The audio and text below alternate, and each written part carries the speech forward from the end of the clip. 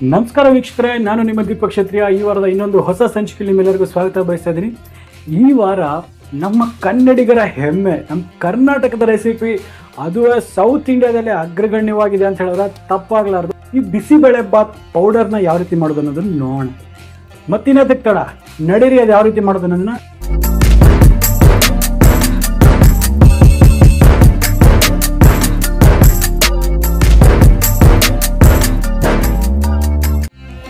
ನೋಡಿ, ಈಗ ಈ ಬಿಸಿಬೇಳೆ ಬಾತ್ ಪೌಡರ್ ಮಾಡೋದಕ್ಕೆ ನಾನು ಫಸ್ಟು ಒಂದು ಪ್ಯಾನ್ನ ಬಿಸಿ ಮಾಡಿಟ್ಟಿದ್ದೀನಿ. ಈ ಪ್ಯಾನ್ ಕೂಡ ಚೆನ್ನಾಗಿ ಬಿಸಿ ಆಗಿದೆ. ಸೊ ಇದರಲ್ಲಿ ಮೊದಲು ಗಟ್ಟಿ ಪದಾರ್ಥಗಳಾಗಿರ್ತಕ್ಕಂಥ 4 ಟೀ ಸ್ಪೂನ್ ಅಷ್ಟು ಕಡಲೆಬೇಳೆ, 2.5 ಟೀ ಸ್ಪೂನ್ ಅಷ್ಟು ಉದ್ದಿನಬೇಳೆ, ಅರ್ಧ ಟೀ ಸ್ಪೂನ್ ಅಷ್ಟು ಮೆಂತ್ಯ. ಈ ಮೆಂತ್ಯ ಜಾಸ್ತಿ ಹಾಕೋಬೇಡಿ, ಜಾಸ್ತಿ ಹಾಕೊಂಡ್ರೆ ಕಹಿ ಆಗೋ ಚಾನ್ಸಸ್ ಇರುತ್ತೆ. ಸೊ ಹಾಗಾಗಿ ಒಂದು ಅರ್ಧ ಟೀ ಸ್ಪೂನ್ ಮಾತ್ರ ಯೂಸ್ ಮಾಡ್ತಾ ಇದ್ದೀನಿ.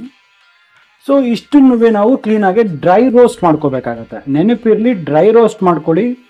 ನೋಡಿ, ಮೊದಲನೇದಾಗಿ ಸ್ವಲ್ಪ ಗಟ್ಟಿ ಪದಾರ್ಥಗಳು ಅಂದರೆ ಕಡಲೆಬೇಳೆ ಆಗಿರ್ಬೋದು, ಉದ್ದಿನಬೇಳೆ ಆಗಿರ್ಬೋದು, ಮತ್ತು ಮೇಥಿ ಆಗಿರ್ಬೋದು, ಅಂತ್ಯ ಕಾಳಿರ್ಬೋದು, ಇದನ್ನು ನಾನು ಮೊದಲು ಹುರ್ಕೊಂಡು, ಯಾಕಂದರೆ ಇದು ಸ್ವಲ್ಪ ಗಟ್ಟಿ ಇರುತ್ತೆ. ಸೊ ಹಾಗಾಗಿ ಸ್ವಲ್ಪ ಹುರಿಯೋದು ಕೂಡ ಲೇಟ್ ಆದರೂ ಪರವಾಗಿಲ್ಲ. ಸೊ ಹಾಗಾಗಿ ಫಸ್ಟ್ ಈ ಗಟ್ಟಿ ಇರ್ತಕ್ಕಂಥ ಪದಾರ್ಥಗಳು, ತದನಂತರ ಸ್ವಲ್ಪ ಟೊಳ್ಳಿರ್ತಕ್ಕಂಥ ಪದಾರ್ಥಗಳು, ಸ್ವಲ್ಪ ಮೆತ್ತಿಗಿರ್ತ ಪದಾರ್ಥಗಳು, ಆ ನಂತರ ನಾವು ಒಂದೊಂದಾಗಿ ಹುರ್ಕೋಬೇಕು. ಒಂದು ಒಳ್ಳೆ ಘಮ ಬರೋವರೆಗೂ ಇದನ್ನು ಹುರಿಬೇಕಾಗುತ್ತೆ. ನೆನಪಿರಲಿ, ಮೀಡಿಯಮ್ ಮತ್ತು ಲೋ ಫ್ಲೇಮಲ್ಲಿ ಮಾತ್ರ ನೀವು ಇದನ್ನು ಹುರಿಬೇಕಾಗುತ್ತೆ.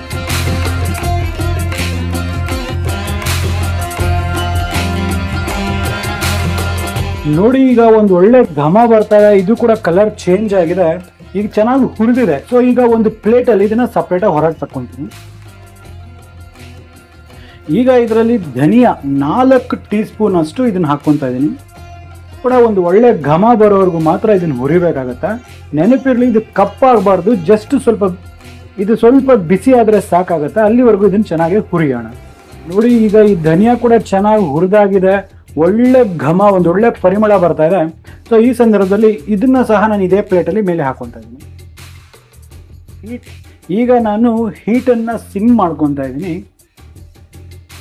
ಇದರಲ್ಲಿ 1 ಟೀ ಸ್ಪೂನ್ ಅಷ್ಟು ಜೀರಿಗೆ, ಅರ್ಧ ಟೀ ಸ್ಪೂನ್ ಅಷ್ಟು ಕರಿಮೆಣಸು, 2 ಟೀ ಸ್ಪೂನ್ ಅಷ್ಟು ಗಸಗಸೆ, 1 ಟೀ ಸ್ಪೂನ್ ಅಷ್ಟು ಬಿಳಿ ಎಳ್ಳು, ಮತ್ತು ಅರ್ಧ ಟೀ ಸ್ಪೂನ್ ಅಷ್ಟು ಸಾಸಿವೆ, ಇವೆಲ್ಲನೂ ಹಾಕಿ ಇದು ಕೂಡ ಚೆನ್ನಾಗಿ ರೋಸ್ಟ್ ಆಗೋವರೆಗೂ ಇದನ್ನು ಸಹ ನಾನು ಲೋ ಫ್ಲೇಮಲ್ಲೇ ಇದನ್ನು ಚೆನ್ನಾಗಿ ಹುರ್ಕೊಳ್ತೇನೆ. ನೋಡಿ, ಈಗ ಇದು ಸಹ ಕೆಂಬಣ್ಣಿಕೆ ಹುರಿದಾಗಿದೆ. ಇದು ಸಹ ಒಂದು ಒಳ್ಳೆ ಘಮ ಬರ್ತಾ ಇದೆ. ಸೊ ಈಗ ಇದಾಗಿದೆ ಅಂತ ಅರ್ಥ. ಸೊ ಇದನ್ನು ಕೂಡ ಇದೇ ಪ್ಲೇಟಲ್ಲಿ ನಾನು ಹೊರಗೆ ತಕ್ಕೊಳ್ತಾ ಇದ್ದೇನೆ.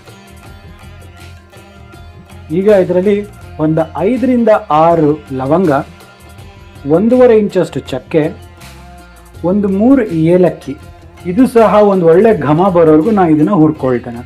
ನಾನು ಇದನ್ನು ಸಹ ಈ ಪ್ಲೇಟಲ್ಲಿ ತಕ್ಕೊಳ್ತೇನೆ.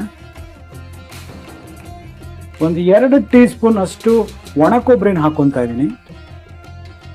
ಇದನ್ನು ಸಹ ಚೆನ್ನಾಗಿ ಹುರಿಬೇಕು ನಾವು. ಸೊ ಇದನ್ನು ಸಹ ನಾನು ಈ ಪ್ಲೇಟಲ್ಲೇ ತಕ್ಕೊಳ್ತೇನೆ. ಈಗ ಇದರಲ್ಲಿ ಒಂದು 15ರಷ್ಟು ಒಂದು ಬ್ಯಾಡಗೆ ಮೆಣಸಿನ್ಕಾಯಿನ ಹಾಕ್ಕೊತಾ ಇದ್ದೀನಿ.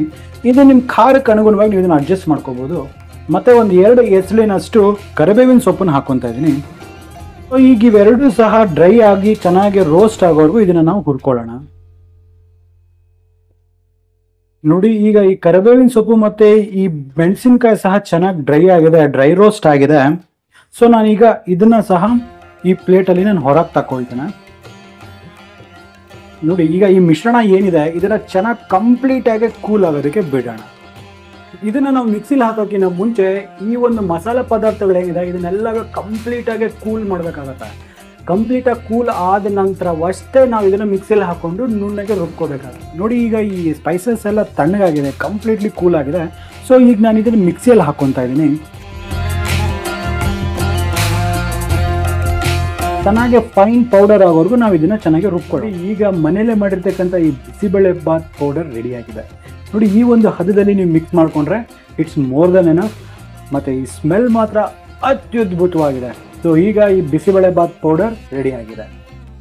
ಈಗ ಇದನ್ನ ಒಂದು ಏರ್ ಟೈಟ್ ಕಂಟೈನರಲ್ಲಿ ನಾವು ಹಾಕ್ಕೊಂಡ್ರೆ, ಒಂದು ಗಾಜಿನ ಶೀಶೆಯಲ್ಲಿ ಇದನ್ನು ಹಾಕ್ಕೊಂಡ್ರೆ 6 ತಿಂಗಳ ಕಾಲ ಇದು ಕೆಡದೆ ಅಷ್ಟೇ ಚೆನ್ನಾಗಿರುತ್ತೆ.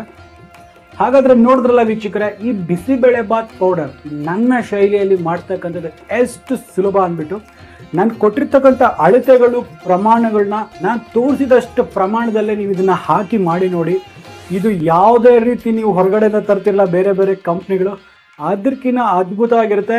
ಅದಕ್ಕಿಂತ ಹೆಚ್ಚಾಗಿ ನಿಮ್ಮ ಕೈಯಾರೆ ನೀವೇ ಮನೇಲಿ ಮಾಡಿರ್ತೀರ, ಅಷ್ಟು ಫ್ರೆಶ್ ಆಗಿರುತ್ತೆ ಮತ್ತು ಟೇಸ್ಟ್ ಕೂಡ ಅಷ್ಟೇ ಚೆನ್ನಾಗಿ ಬರುತ್ತೆ.